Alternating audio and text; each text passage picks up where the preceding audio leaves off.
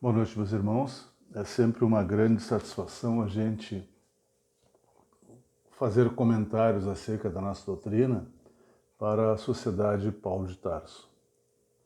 Nós vamos falar hoje sobre a objetividade dos ensinos do Cristo, porque os ensinos morais de Jesus são um conjunto de informações práticas que, se forem seguidas, levam o espírito a ter uma vida tranquila, de muita paz, mesmo que esse espírito ainda seja muito imperfeito. Não importando também se ele está encarnado ou se está na erraticidade. A maioria das criaturas continua vendo religião como uma coisa mística, cheia de mistérios, utilizada para se ter benefícios aos quais não se fez jus e que são conseguidos através de rituais e da bajulação da divindade. Isso explica, em parte, porque muita gente não acredita em religiões. Mas, se observarmos os ensinos morais contidos no Novo Testamento, vamos perceber que Jesus nos ensina que Deus é um Pai amoroso, bondoso, misericordioso e que Ele sempre age em benefício das suas criaturas. Mais do que isso, perceberemos que o Evangelho é um manual prático e objetivo para a nossa vida diária, e sem misticismo, sem privilégio, sem parcialidade, mostrando uma justiça impecável de parte do Criador, mas uma justiça amparada no amor e na misericórdia. Além disso, se observarmos as consequências da aplicação desses ensinos nas nossas vidas diárias, nas nossas ações do dia a dia, vamos perceber que esses ensinamentos tornam as nossas vidas muito mais agradáveis de serem vividas. E isso ocorre porque, embora a maioria das criaturas não perceba, os ensinos morais de Jesus são um conjunto de informações óbvias para tornar a nossa vida mais tranquila e mais agradável. Alguns desses ensinos já são utilizados para regular as relações das pessoas na sociedade e os benefícios desse uso já são perceptíveis. Por exemplo, a igualdade de direitos entre todos, independentemente da classe social, da cor da pele, da raça, essa igualdade social faz com que as relações sociais sejam muito mais harmônicas, com menos sofrimentos para todos. Por exemplo, a escravidão, ela trouxe muito sofrimento para as pessoas que foram escravizadas, porque elas eram obrigadas a trabalhar em excesso, eram mal alimentadas, elas sofriam muitos maus tratos, muitos castigos, então elas sofriam muito. Mas a escravidão também trazia muita insegurança para a sociedade, justamente porque as pessoas eram maltratadas, eram exploradas, né? E aí havia medo da revolta que eles podiam ter. E muitos desses escravizados realmente desenvolviam ódio pelos seus escravizadores. E quando tinham oportunidade, procuravam se vingar. Um outro exemplo de que nós estamos utilizando ensinos do Cristo na nossa sociedade é a abolição da pena de morte na maior parte dos países hoje. E essa abolição torna as sociedades cada vez menos violentas, menos injustas. Menos injustas por quê? Porque não dá para redimir quem sofreu a pena de morte, né? Se for descoberto mais tarde a sua inocência, não dá para redimir a pessoa porque ela já foi executada, ela já morreu. Além disso, a pena de morte não só não diminui a criminalidade, não diminui a violência, como faz com que pessoas que estejam propensas à pena de morte ajam, quando podem, com muito mais violência. Mas vejamos alguns ensinos do Cristo para a gente perceber o quanto eles são de uso prático no nosso dia a dia. Lá no Evangelho de Mateus está registrado que ele disse que eram bem-aventurados os pobres de espírito, porque deles seria o reino dos céus. E Kardec nos diz que pobres de espíritos não são os homens de pouca inteligência, mas os humildes. Tanto que o Cristo diz que é para eles o reino dos céus e não para os orgulhosos. Também no Evangelho no Evangelho de Lucas, no capítulo 14, Jesus nos dá uma recomendação que é bastante objetiva também. Ele diz assim: quando fores convidado para um banquete, procura não utilizar os primeiros lugares, para que não aconteça de chegar alguém que o dono da festa considere mais do que tu, e aí ele te peça para sair do lugar que tu está para dar o lugar para uma outra pessoa que ele considera mais. E aí tu vai ficar constrangido, vai te envergonhar. E ele diz assim: quando for convidado para um banquete, procura ficar nos últimos lugares. Porque aí, se tu fores bem considerado pelo dono da festa, ele vai dizer: vem mais para perto de mim, meu amigo. Ou ele simplesmente te deixar no mesmo lugar, não vai te acontecer nada. E Kardec nos diz lá no capítulo 7 do Evangelho, no item 6, ele diz assim: o Espiritismo nos aponta outra aplicação desse princípio nas encarnações sucessivas. Kardec diz que numa nova existência, aquelas pessoas que ocuparam posições elevadas, numa nova existência elas podem vir em situações mais ínfimas, inferiores, se elas foram dominadas pelo orgulho, pela ambição, quando estavam em condição de evidência. Então observemos que Jesus e Kardec falam da importância de não nos deixarmos dominar pelo orgulho.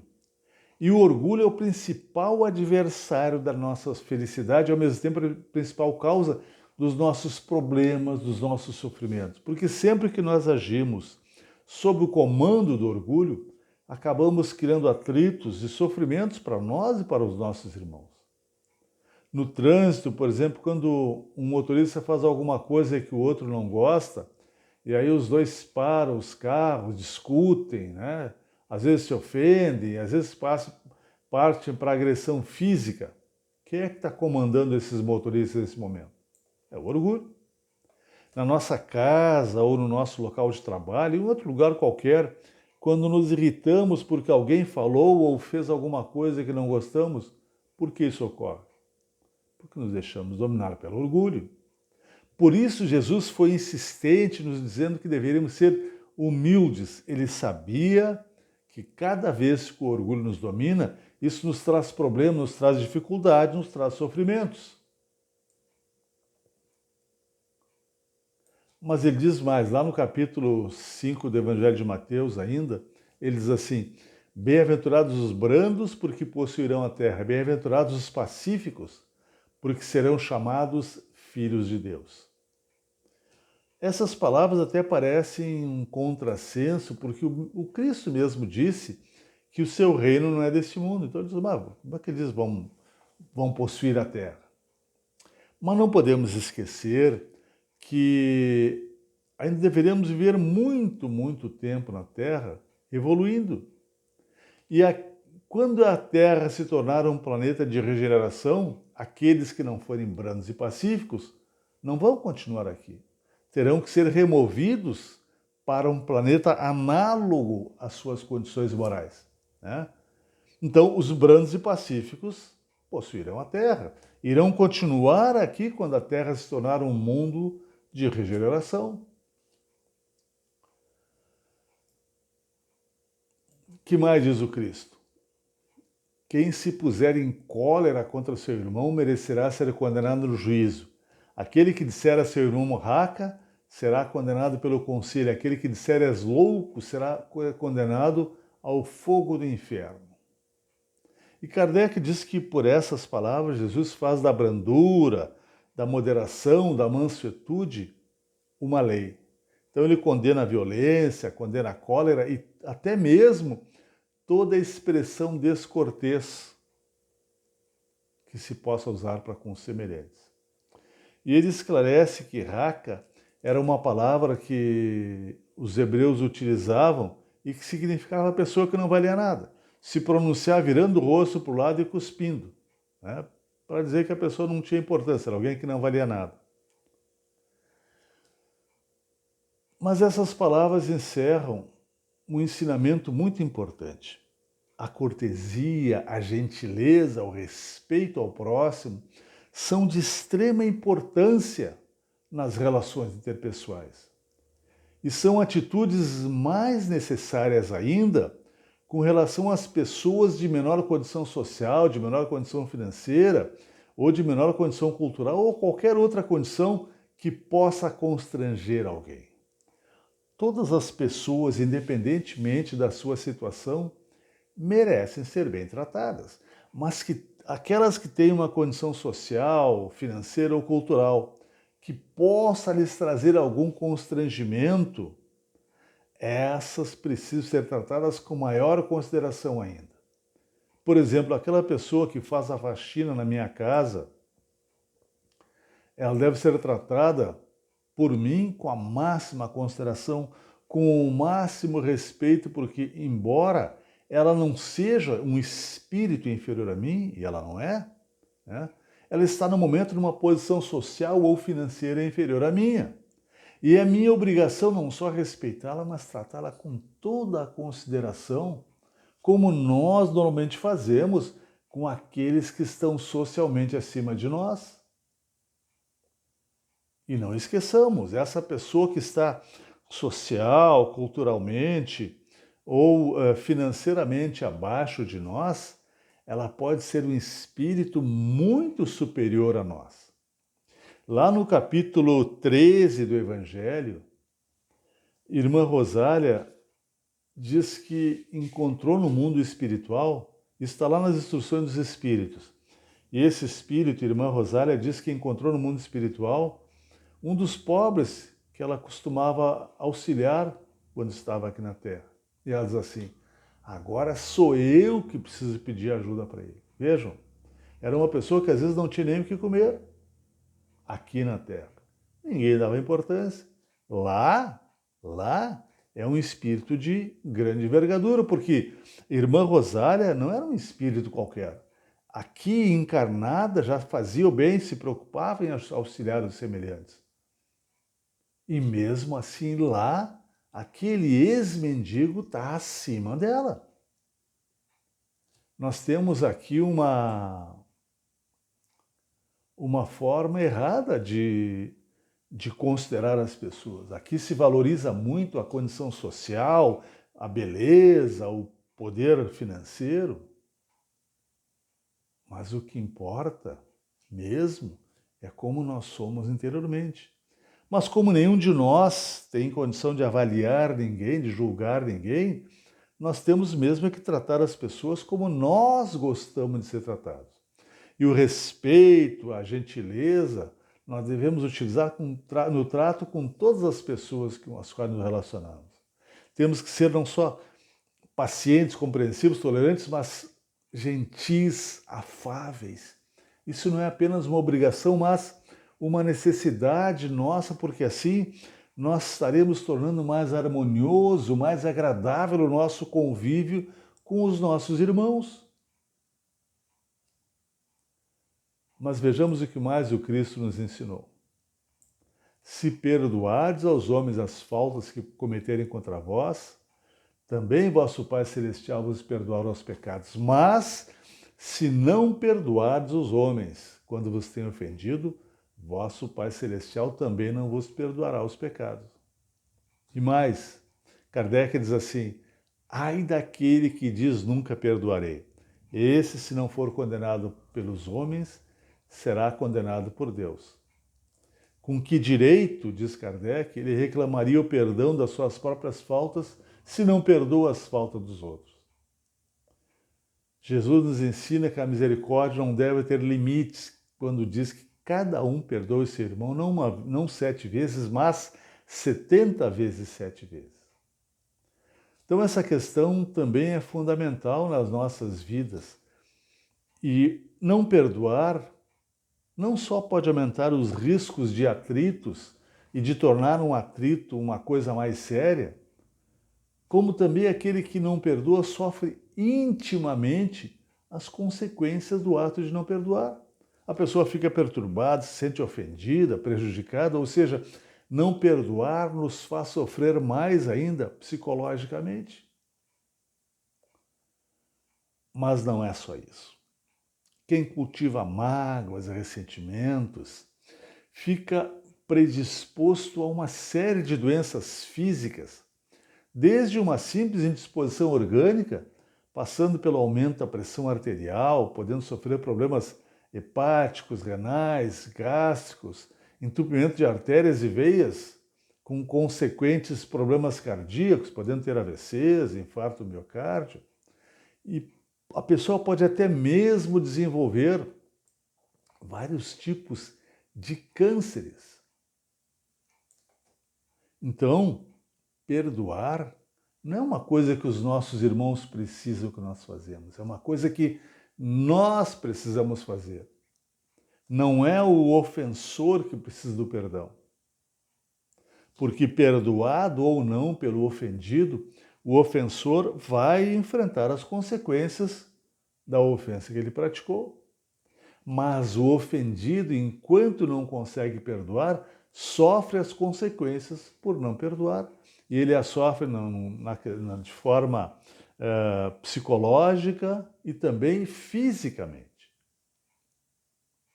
Aliás, em relação a isso, tem mais um ensino do Cristo quando ele diz assim: reconciliai-vos o mais depressa possível com o vosso adversário, enquanto estás com ele a caminho, para que ele não vos entregue ao juiz, o juiz não vos entregue ao ministro da Justiça, e não sejais metidos na prisão.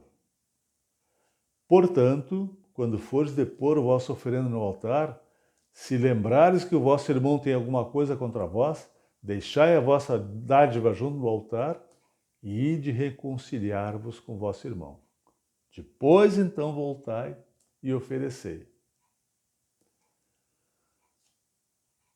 E Kardec nos diz assim: na prática do bem, não há só um efeito moral, há também um efeito material. E aí, esse efeito material que ele nos diz é que, como nós sabemos, a morte não nos livra dos nossos inimigos, né?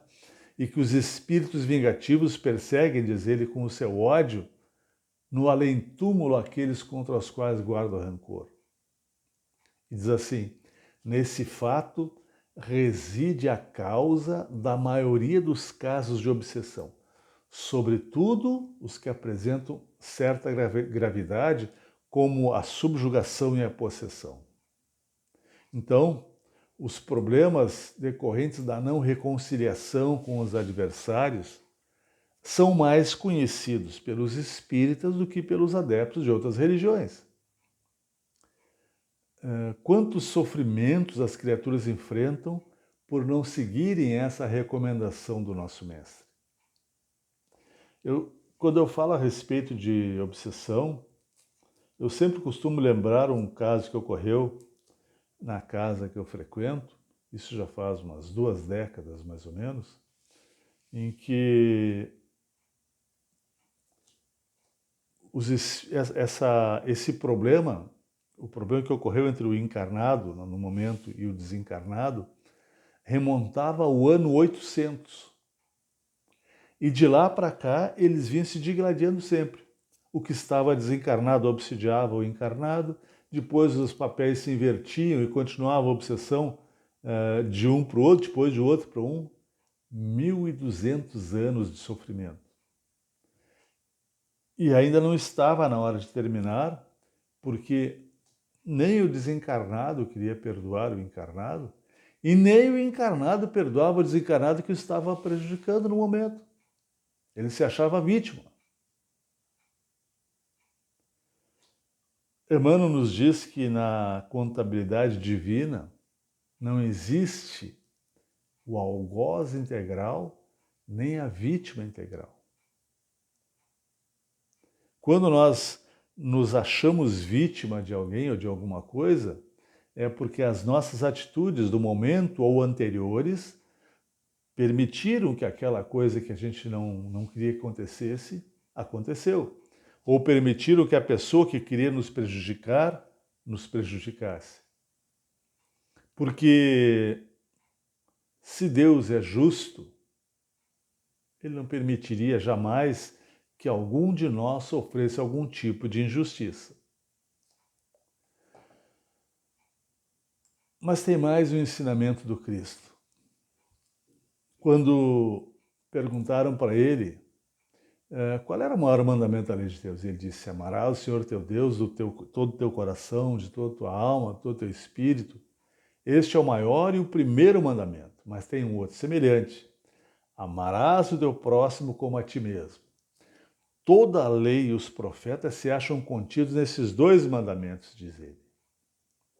Lá no Evangelho de Mateus, ele ainda diz assim: fazei aos homens tudo o que querais que eles os façam, pois é nisso que consistem a lei e os profetas. E Lucas registrou: tratai todos os homens como quereríeis que eles os tratassem. E o Cristo fez uma observação a este respeito, que é um grande alerta para nós. Ele diz assim: se a vossa justiça não for mais abundante que a dos escribas e dos fariseus, não entrarei no reino dos céus. O que ele está querendo dizer com isso? Que nós temos que ser absolutamente justos. A nossa justiça não pode ser maior para alguém ou menor para outra pessoa. Ela não pode ser maior para me beneficiar e menor quando eu quero beneficiar outro. Ela tem que ser a mesma para todos. Eu tenho que ser igualmente justo com as minhas ações e com as ações do meu irmão. Então ele nos deixou uma baliza que não deixa dúvida para todas as nossas ações. Sempre que eu for agir, eu devo pensar se eu gostaria que aquilo que eu vou fazer para o meu irmão fosse feito a mim. Se eu gostaria, eu posso fazer. Se eu não gostaria, eu não posso fazer. O problema é que boa parte das vezes nós agimos sem pensar. E aí, agindo sem pensar, nós cometemos muitos erros. Por isso, Cristo nos ensinou que devíamos orar e vigiar. Orar, pedir assistência, proteção do alto, não só contra o que os outros podem fazer contra nós, mas contra os erros que nós mesmos podemos praticar, porque o mal que nos faz mal não é o que os outros praticam, é o que nós praticamos. O Cristo também nos disse que se tivéssemos a fé do tamanho de um grão de mostarda, nós diríamos para uma montanha: sai daqui e vai para lá, e ela iria. E essa fé é absolutamente imprescindível no enfrentamento das dificuldades do dia a dia. Ninguém passa aqui pela vida material em branco. Todos nós enfrentamos dificuldades maiores ou menores, decepções, dores, isso faz parte da condição de encarnados. Mas essas dificuldades, essas dores, esses sofrimentos nos afetam menos quando nós os enfrentamos com fé, com confiança em Deus, com confiança no Cristo. Quanto mais fé nós tivermos na bondade, na sabedoria do Criador, mais fortes seremos para enfrentar as nossas dificuldades. Porque as criaturas aqui na Terra, elas não sofrem só pelo que lhes acontece. Elas sofrem também pelo que elas veem acontecer no dia a dia. Eu conheço pessoas que nunca foram assaltadas e que têm medo de andar na rua porque vêm os assaltos que ocorrem, né? Vêm na mídia. Se eu conheço as leis do Pai, se eu confio no Pai, eu vou ter a certeza de que só vai me acontecer alguma coisa de ruim, desagradável, se eu precisar passar por aquela experiência. Se não precisar, não vai acontecer. Então, a fé me torna mais forte. E vejam, a fé é importante até mesmo para eu ter mais saúde física. Porque essas ebulições da nossa sociedade, os crimes, as falcatruas, os problemas sociais em geral, se eles me perturbam, eles contribuem para que eu tenha menos saúde física. Nós sabemos hoje que a condição mental da pessoa é de fundamental importância para que ela tenha mais saúde. Quanto mais ela vive em paz, quanto mais ela tem confiança, quanto mais ela vive tranquila, mais saúde ela tenderá a ter. E quanto mais medo eu tiver da vida, quanto mais preocupação eu tiver com o que possa me acontecer, menos defesas o meu organismo vai ter e maior a possibilidade de eu desenvolver alguma doença. Então observemos que, diferentemente do que as pessoas pensam, o Evangelho do Cristo não veio limitar as nossas ações, não veio limitar a nossa liberdade, ao contrário, ele veio nos libertar das nossas ações erradas. Como ele próprio disse, o João registrou lá no seu Evangelho, no capítulo 8, versículo 32. Conhecereis a verdade e ela vos libertará. A gente precisa conhecer a verdade, que é a lei de Deus, para que essa verdade nos liberte do erro e, por consequência, nos liberte do sofrimento. Mesmo que o Cristo não tivesse vindo nos trazer os seus ensinamentos, mesmo que ele não tivesse mandado milhares e milhares de emissários para nos ajudar a conhecer melhor as leis de Deus, ainda assim, um dia, a nossa sociedade iria, de qualquer forma, agir, viver em harmonia com as leis de Deus. Por quê? Porque à medida que a gente vai agindo errado e vai percebendo as consequências dos erros, a gente vai procurando corrigir os erros que se comete, procurando evitar o cometimento desses erros. E por que então o Cristo mandou os seus emissários, depois veio ele mesmo ensinar? Porque assim a gente evolui mais rapidamente, a gente fica menos tempo sofrendo e errando e sofrendo as consequências dos erros. Mas o Evangelho do Cristo não é um conjunto de ensinamentos para a gente simplesmente admirar. É um conjunto de ensinamentos para nós aplicarmos no nosso dia a dia, para assim nos beneficiarmos deles.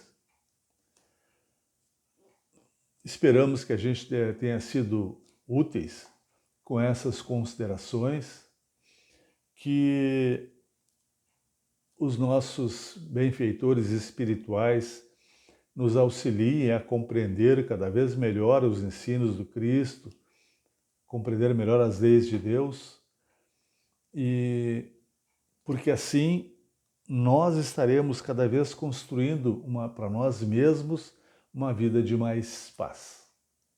Falando em paz, fiquemos todos nós na paz de Jesus.